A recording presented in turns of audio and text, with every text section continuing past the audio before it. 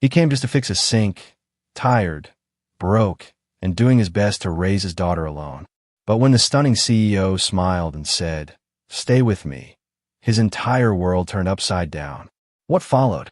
A fight for custody, a courtroom shocker, and a twist no one saw coming. Let's begin. The wrench slipped from his tired hand and clanged against the cold marble floor, but Dean Parker didn't flinch. He was too focused on the rusted valve beneath the luxury sink to notice the sting in his knuckles. His palms were rough, his nails darkened with days-old grime, and the faded collar of his work shirt was damp from sweat. This was his third job of the day. His stomach growled. He hadn't eaten since morning, but his thoughts stayed locked on the school meeting he'd missed again. His daughter, Rosie, would pretend it didn't matter, like she always did. The silence broke. "Excuse me," a soft voice echoed in the vast, pristine office behind him. Dean sat back on his heels, wiped his brow with the back of his hand, and turned. He expected a secretary, maybe even security, but instead, a woman in a powder blue suit stood at the glass doorway, barefoot, holding a coffee in one hand and a binder in the other. Her eyes met his, not with irritation, but curiosity.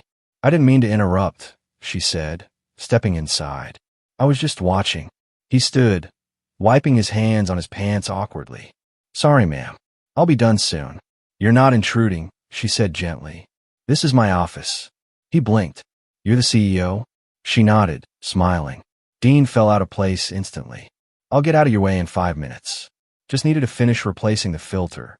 "Do you always work this late?" she asked, cutting in softly. He hesitated. "Sometimes. Gotta take what I can get." She looked at him for a long second. "You have kids?" "Yeah," he said, his voice shifting. "A daughter. She's 10. A strange look crossed her face, half nostalgic, half concerned. She stepped closer, her heels still in the corner. "What's her name?" "Rosie." "Beautiful," she whispered. Dean offered a stiff nod and turned back to the sink. But before he could crouch down again, she surprised him. "Do you want to sit for a second?" "Just a minute. You look like you've been running nonstop." He was caught off guard. "I'm all right. Thanks. I insist." For some reason, he didn't argue.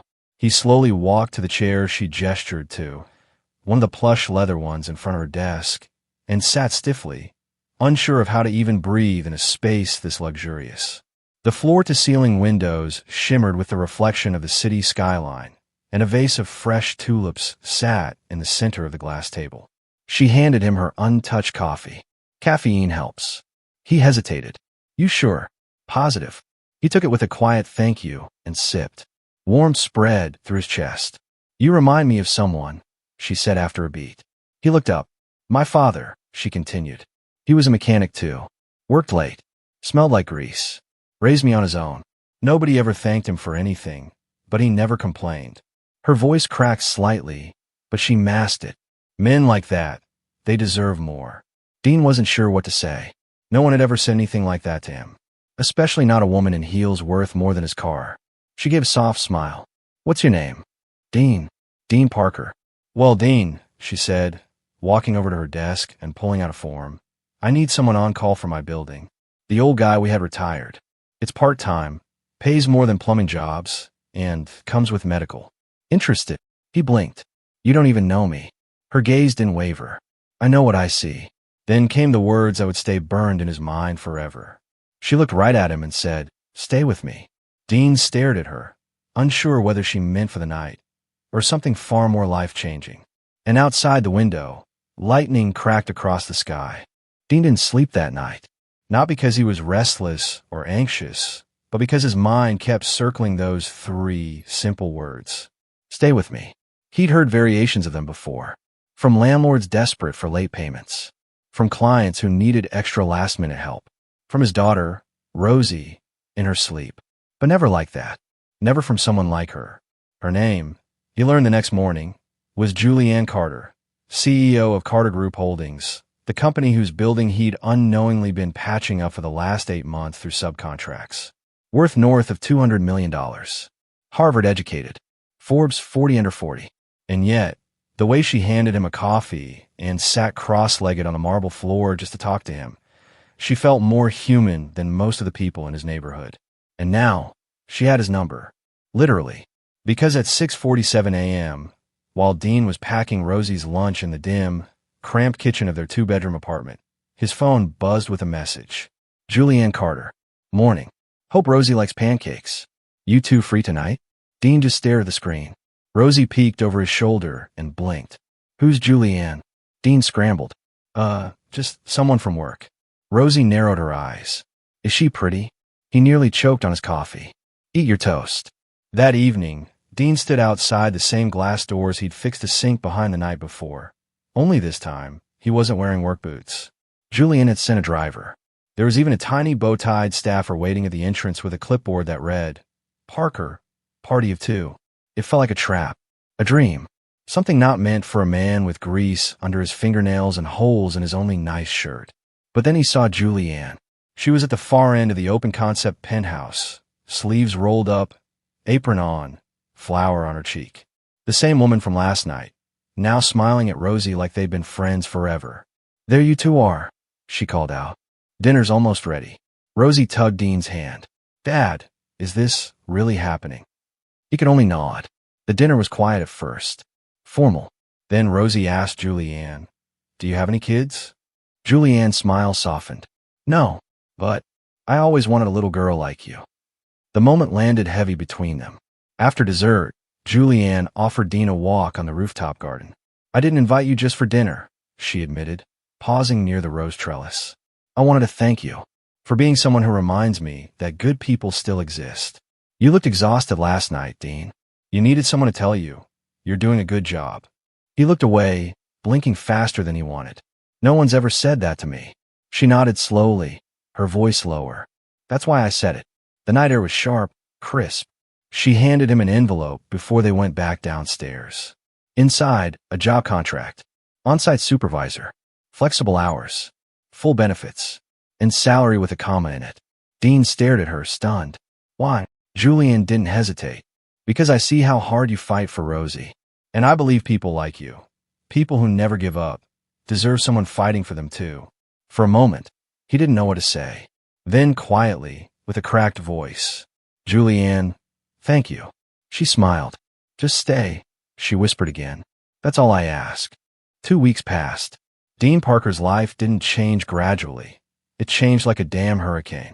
One day, he was patching pipes and dodging late bills. And the next, he was standing in a glass office wearing a clean polo with his name stitched on the chest and a badge that read facility supervisor. He still woke up before sunrise. Still made Rosie's lunch. Still packed her school bag with notes she pretended not to read. But something was different now. There was a quiet dignity in how he held himself. People nodded at him when he passed in the halls. Called him sir. Thanked him. And then there was Julianne. She didn't hover. She didn't treat him like charity. In fact, most days she barely saw him. But on Fridays, at exactly 5:01 p.m., she'd send a single text.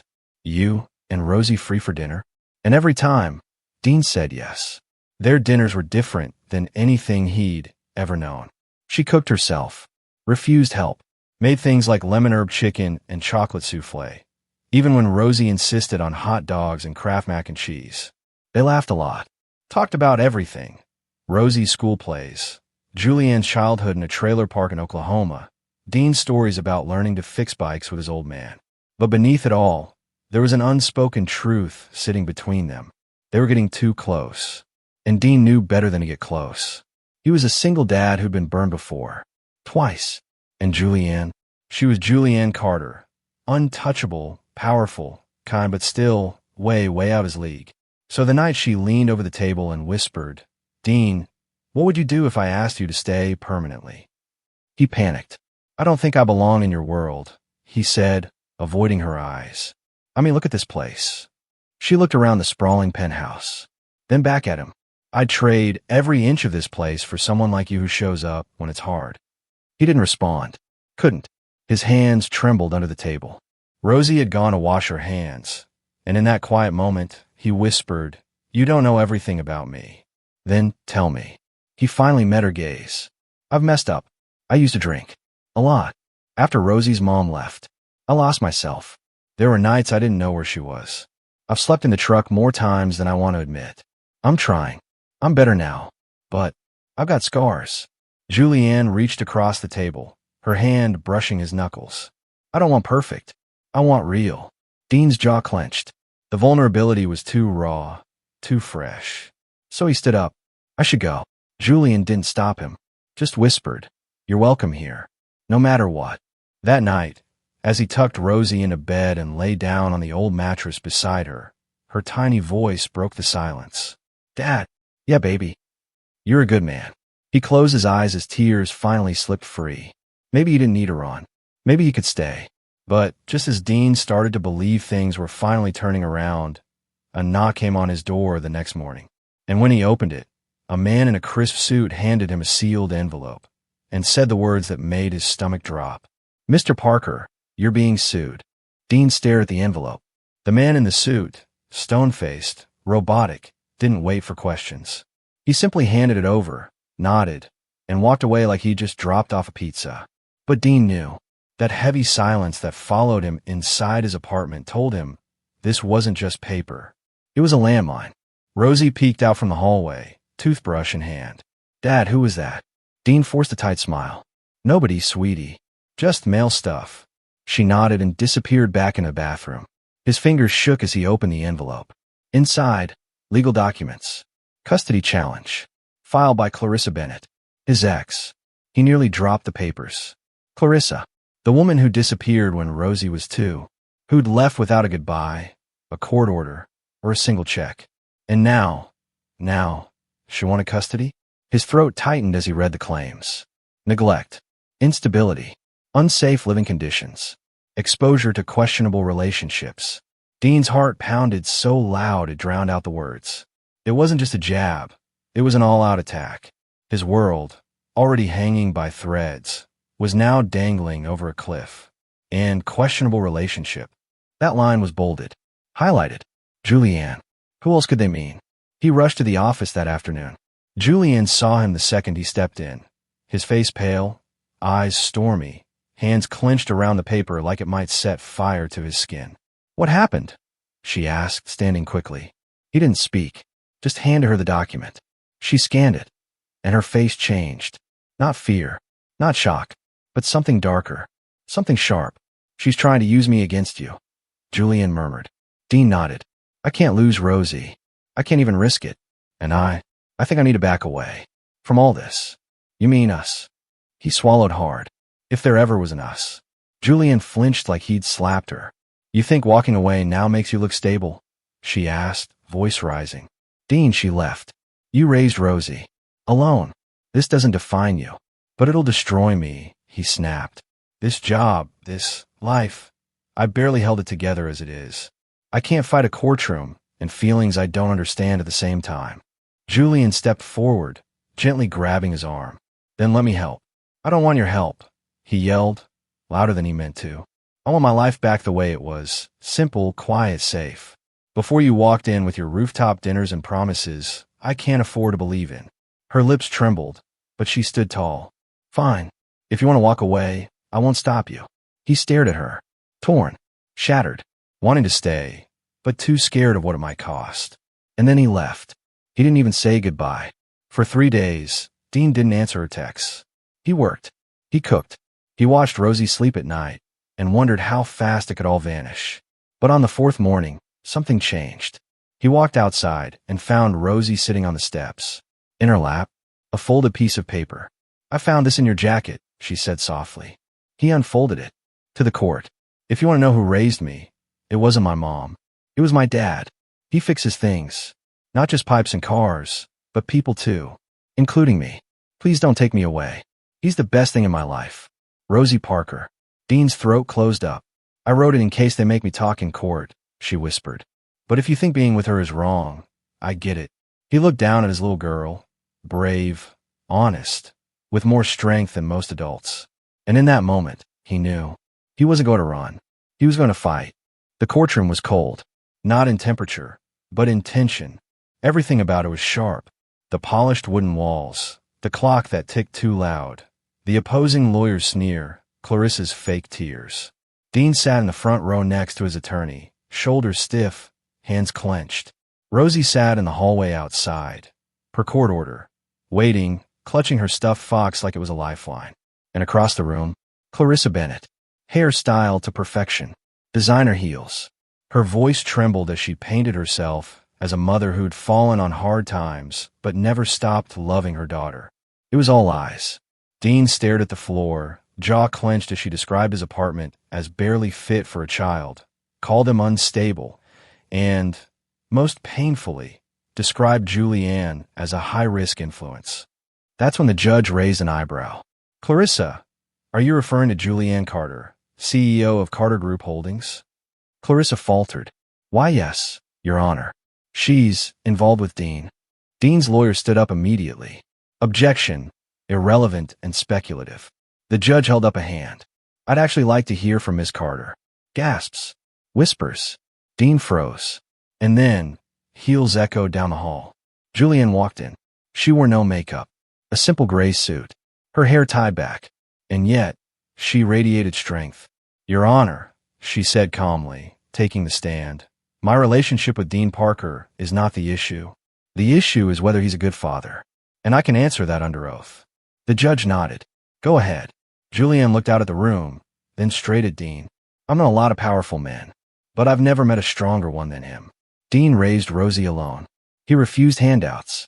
He works until his bones hurt and still finds time to read her bedtime stories. I've seen men run empires, but I've never seen someone love like he does. Clarissa shifted uncomfortably. Julianne continued. You don't have to believe me, but maybe read this. She handed the judge a folded piece of notebook paper. Dean's heart dropped. It was Rosie's letter, the one he never gave anyone. The judge read it, silently, then exhaled deeply. After a moment, she said, Clarissa, do you have a job? Clarissa flinched. No, but do you have a home in the state? No, I just moved back. Any evidence you financially supported your child? Clarissa blinked. The silence was damning. The judge looked at Dean. Mr. Parker, I see no evidence that supports removing Rosie from your care. In fact, I see the opposite. Custody remains with you. This case is dismissed. Dean's breath left his body. The gavel came down. And just like that, he won. But the moment the judge exited, Dean turned to Julianne. She was already gathering her things, her face unreadable. Julianne, you don't owe me anything, she said quietly. I didn't do this for you to feel. Stop. He walked toward her. You had every reason to walk away after what I said. But you didn't. You came back. You showed up. Her voice cracked. So did you? He nodded. Because I finally realized something. What's that? That staying doesn't mean weakness. It means choosing. Choosing someone. Choosing a life worth fighting for. She looked up at him, tears in her eyes. I choose you, he whispered. She stepped into his arms. Behind them, Rosie peeked around the door and smiled. 6 months later, Dean stood in the same office where he once fixed a sink. Only now, he was in a tailored shirt, clipboard in hand, and a ring on his finger. Rosie ran in with her backpack swinging. Dad, Julianne said I can stay here and help her pick the menu for dinner. Dean grinned. Did she now? She also said something about a surprise. Just then, Julianne entered, holding an envelope. Dean opened it and froze. It was a deed to a house with his name and Rosie's both on it. Welcome home, she whispered. Tears stung his eyes. But this time, they were the good kind.